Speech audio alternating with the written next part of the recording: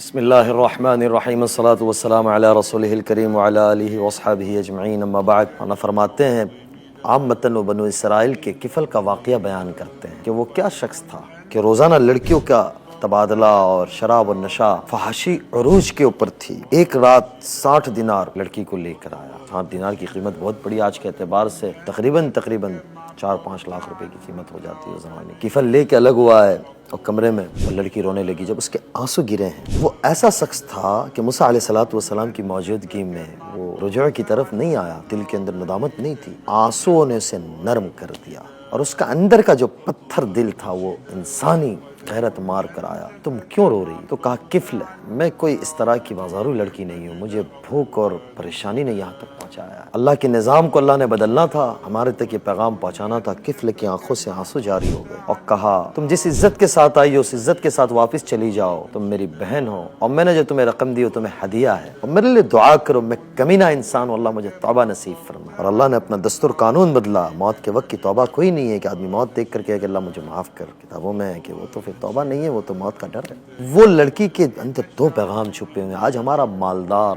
زکوٰۃ دیتا ہے، لیکن بہت سے ایسے لوگ ہوتے ہیں جو زکوٰۃ کے مستحق نہیں ہوتے، لیکن حالات کے مارے ایسے دبے ہوتے ہیں کہ پھر کیا کیا کچھ معاشرے میں ہوتا ہے۔ بڑے شہروں کے اندر جاؤ، داستانیں سنو کبھی جا کر کہ اللہ نے ہمیں نوازا، ہم لوگ ایک کھانوں پہ ہزاروں روپے لگا دیتے ہیں، ایک کپڑوں پہ ہزاروں روپے لگا دیتے ہیں، ایک زیور پہ ہزاروں روپے لگا دیتے ہیں۔ افسوس صد افسوس یہ ہے کہ ہم لوگ شادیوں کے موقع کے اوپر، خوشیوں کے موقع کے اوپر ایک کپڑا ہزاروں روپے لگاتے، پھر کہتے یہ اب کب پہنیں گے پتہ نہیں، یہ نہیں پہن سکتے۔ اللہ اکبر! کیا اللہ کا غضب ہم پہ نازل نہیں ہوگا؟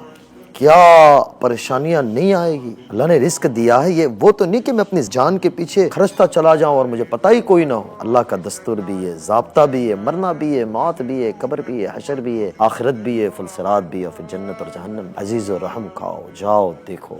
اور کتنی ایسی بچیاں بہنیں ہیں کہ بھوک نے پہنچایا، گھر کے حالات نے پہنچایا، راستہ کوئی نہیں تھا، جس کے پاس بھی گئے اس نے غلط استعمال کیا۔ اللہ حفاظت فرمائے۔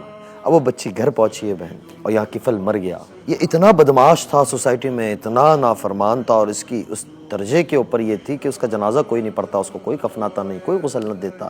اللہ نے اپنا قانون بدل دیا، بورڈ لگے ہوئے دیکھتے ہیں ایڈورٹائز کے اور ساری چیزوں کے، اللہ نے اس کے دروازے کے اوپر لکھ دیا ان اللہ قد غفل الکفل، کہ میں نے کفل کو معاف کر دیا، جاؤ اس کا جنازہ پڑھو۔ اللہ ایسے معاف کرنے والا ہے عزیزو۔ موسیٰ علیہ السلام کا امتی تھا، بنی اسرائیل ہے۔ میرے اور آپ کے پیچھے بہت بڑا آسرا سہارا محمد رسول اللہ صلی اللہ علیہ وسلم میں ان کا رونا دھونا ہے، ان کا تڑپنا ہے، بہت بڑا آسرا ہے۔ اللہ کرے یہ ساری باتیں سب سے پہلے اللہ مجھے سمجھا دے اور صحیح معنوں میں مجھے اپنی ذات کا تعلق اور ہم سب کو اپنی فرما برداری والی، اپنی اطاعت والی زندگی نصیب فرمائے۔ اللہ آپ سب کا حامی و ناصر و مددگار ہو۔ السلام علیکم ورحمۃ اللہ وبرکاتہ۔